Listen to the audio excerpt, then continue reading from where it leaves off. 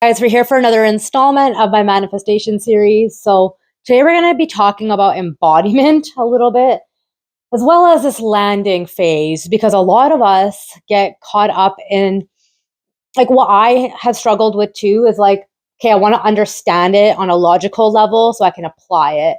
And that sounds kind of, I don't know, counterproductive, but sometimes we just need to know why it works a certain way. So, hopefully, I can fill that gap. You've probably seen me use the airplane analogy before. So, what are we going to do? Do we want to start with the landing or we want to start with the embodiment? I think we want to start with the landing. So, this is the airplane analogy in full, something I've talked about on my Instagram before, and we're going to do that. So, when we are in the process of manifesting, we are leaving this situation here, right? Let's say we are leaving YVR and we are getting on a plane to get over here to, we're going to call it C, LAX. We're going to LA. We're going to be doing whatever the hell we want to do there in this new destination. This is the time that we are on the airplane. By the way, I got this new whiteboard situation. I think it's going to work better. I didn't want it to be portrait. I wanted it to be landscape. But looking at it now, I think we have enough space. So we are on the airplane at this specific period of time. When you get your boarding pass, are you like, oh, I don't know if I'm going to go to LAX? You really have certainty because it says you are going from YVR to LAX. When you get on the airplane, you're going to have some food. Maybe if you're lucky in this day and age, you're going to have a glass of water. Maybe you're going to watch some TV. There's going to be a bunch of different stuff going on, right? So let's just say you're having some water, you're eating, I don't know, some peanuts, and you're watching some TV, old school TV, you know how it is. Maybe you're taking a nap. I don't know what the fuck that is. A stupid emoji came to mind and I just kind of went with it. But anyways, these are the things that you're doing on the plane. So you're filling up space doing things that are bringing you joy in that specific moment, right? Or that are just regular parts of your daily kind of conditioning and expectation. So in this middle period of being on the plane, you're not so worried about, well, am I going to land in LAX? But some stuff that may happen while you are on the plane, common, turbulence. Oh my gosh, it's a little windy up there today. We're rocking a bit. These can cause pessimistic emotions, right? Fears may rise. You may have a delay on the clock, meaning it takes a little bit longer, basically because of the circumstances that are happening in between. It may not even be something that's in your control. You can't control whether it's raining where you're going. You can't control whether the wind is going to be pushing you there faster. Hey, that always works out well. But is your nervous system calibrated, right, to bring this in? If you take a nap and you relax, you may wake up and say, wow, I thought there was going to be 3 hours left. There's only an hour. That's a level of certainty you need to have when manifesting. Not getting caught up in the pessimistic emotions and the turbulence or the delays, because despite any of this, you're still going from YVR to LAX, right? I mean, you may have the fears that I'm going to die or something that comes in between, especially if you are someone that's afraid of travel. That's natural. Has that ever happened if you're watching this? Not to be rude, but when you have this level of anxiety, you need to be absorbing your mind with things that are working out in your favor, things that you like, not things that are going to cause you panic. Not watching the MH730 documentary 1,000 times or 9/11 to give you some level of certainty. You're saturating your mind with the negative of your negative belief system and your ego. You need to be watching things that make you happy, not that make you more anxious, okay? The reason I have this labeled C is because in the middle, you may have a layover. Maybe on the way back or the way there, you're going to be landing in SeaTac for a 30-minute layover.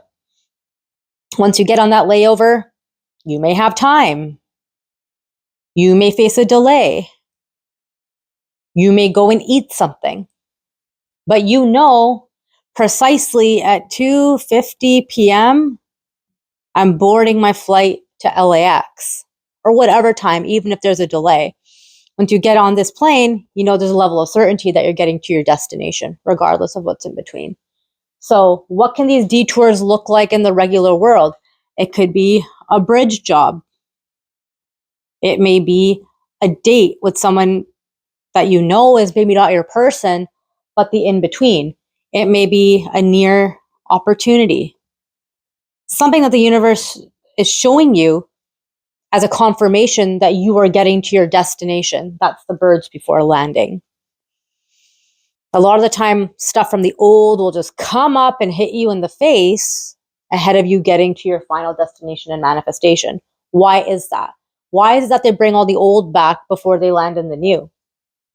Well, precisely because you don't have much resistance to the old. You have resistance to what you want, the job you want, the person you want, the opportunity you want. You create a lot of stress around it and a lot of programming about whether you're worthy. Therefore, it can create delay and resistance in the field. Okay? So now we're going to go on to why it's important, a good segue for embodiment. And when we're talking about embodiment, this is also something that I don't want to say I struggle with, but yesterday my guides were showing it to me a little bit different. I had my own coaching call with my psychic coach, and I'm like, I do this for a living, but we still need support from our own like shamans and coaches. So we're talking about the now is happening now. But of course we have these resistances that come up, which are our ego. So I just want to talk a little bit about embodiment. I'm not going to really be able to draw a straight line, but we're going to try.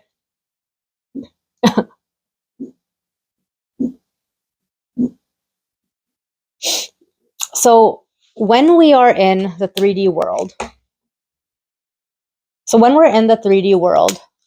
we have all of these parallel timelines. A, B, I call this the grid in my book, okay? We have all of the parallel timelines. If you want to take a look at my book, link in my bio. It's called Debunking the World We Live In. So we have all of these parallel timelines. We get to choose where we want to be. So just to make it simpler for our mind to kind of look at, this is the old, where you were before, where you have been, what's not serving you. Perhaps this is where you are right now, in the present, where you think you are. And this is your want. And I'm using these words on purpose because we need to shift these words as well. The present is what we make it. The present is now. It is a decision that we've made. But in the present, in the 3D, we are looking at what our reality is. Okay, and this is very counterproductive to what I'm going to be talking about. Because where this hiccup ends up occurring, when we're in that turbulent middle period, or the uncertain middle period, or we're in the sky, we are thinking about the old a lot of the time. We are trying to give ourselves predictability.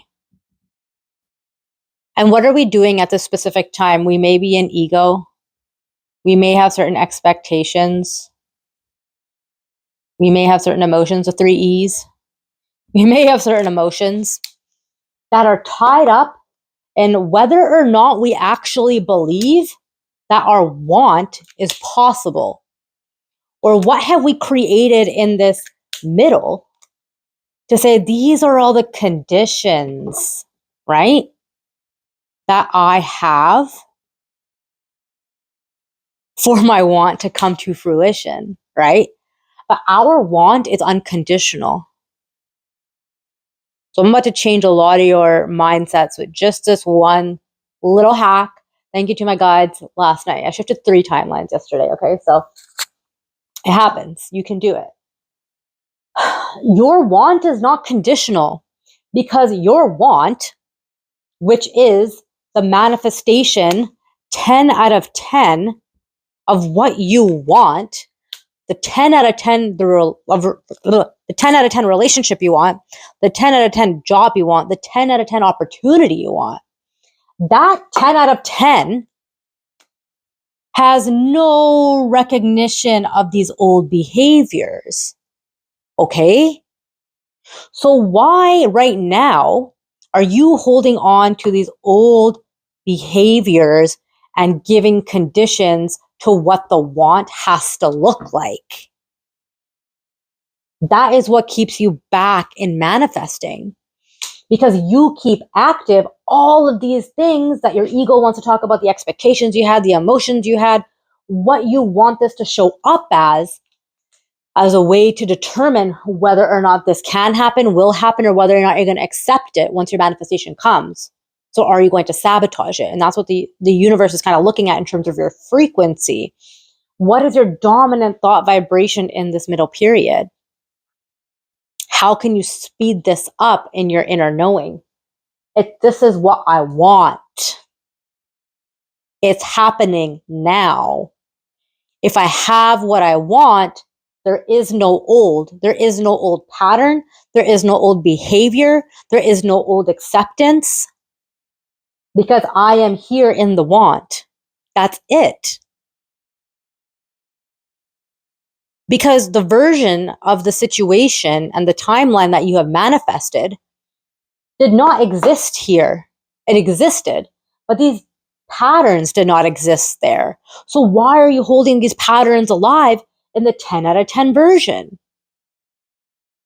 It doesn't exist. That's a level of certainty required here. Okay? So where you think you are right now, C, and the D is your is your 10 out of 10 version. So right now, you're in the air, so to say.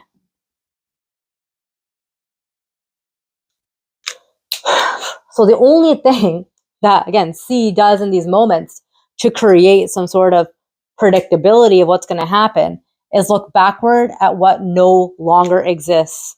Cancel, clear, delete. It doesn't exist anymore. Okay? Because what you have manifested here is positive. It's positive. It's 100% of what you want.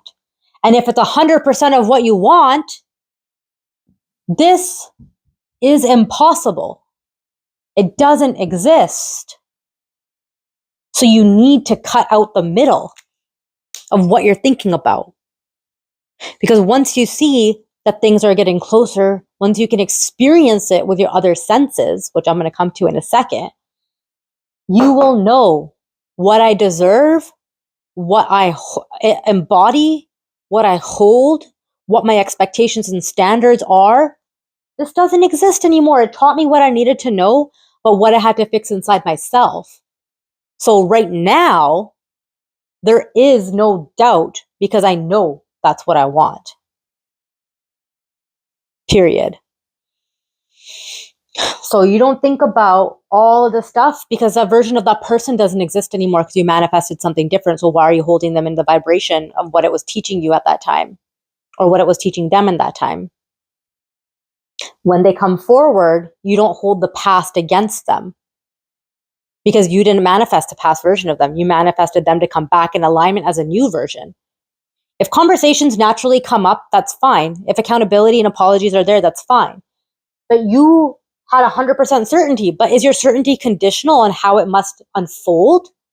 That's not in your control. But to get those things, you have to have a high value and self-esteem about yourself, knowing what you tolerate, knowing what you embody, knowing that at that time, you probably tolerated stuff you shouldn't have been tolerating. How have you changed? So now that your energy is different and you've realigned and magnetized to this person 100% version of them of what you wanted, you continue to focus on all of those positive things, because they wouldn't have been able to come back into your field if they were not embodying what you have set out as a standard of your 100%. All right? So now we're going to talk about the senses. Okay, So now we're going to talk about the 5 common senses: sight, touch, taste, smell, sound. The 6th sense is intuition, right? It's the ether. It's our knowing. So that's why they say I had a 6th sense about it. 3, 4, 5, 6. So the one thing that we get caught up in on an angle is sight.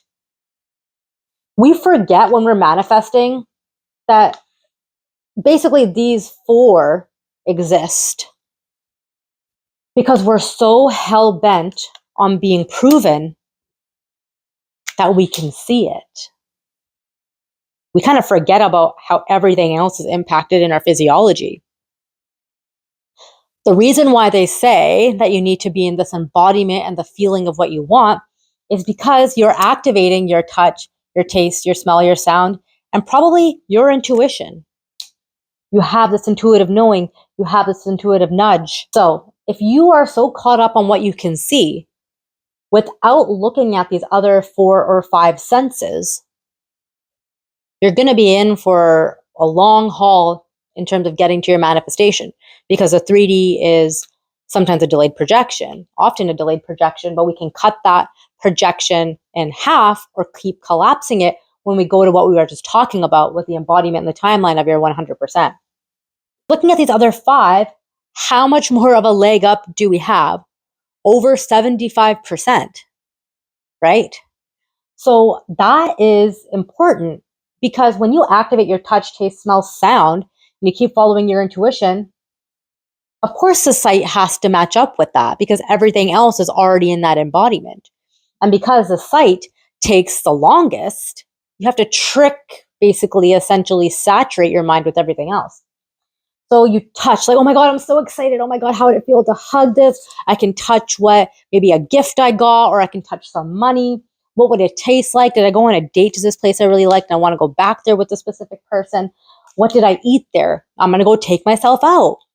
What kind of candy does he or she like? What did we eat together? Reliving that experience. Oh, what do they smell like? Oh, let me go get a sample of that. Do I have something that smells like them? Where did I go where it smelled really good? That activates these emotions, that positive memory. What does it sound like? Is there a song? Is there a playlist? Is there a voice clip? Can you play the sound in your mind and trust in your intuition and that 6th sense that you have? Once you get into all of that, what is sight? You already have it because you already just went through the whole experience. So the universe must match it up with what you are seeing. But the 3D on the logical side is a dense energy. It's like when you are taking water and turning it into ice, you have to freeze it. It takes a while for it to turn solid. Water elevates, it turns into steam. You can't see it, right? But that sense, right? The flow, the frequency of that was once solid matter, perhaps, right? So it can work the opposite. You just know that it's naturally going to take time when you have a glass of water or you have some ice cubes for them to freeze in the freezer to become solid matter. So in this in-between period, what are you putting in the water, right? Those are kind of what your other senses are. So I hope this helped for this installment on my manifestation series. Let me know what else you'd want me to talk about, and I'll catch you guys in the next video. Make sure you're subscribed, all right? Take care.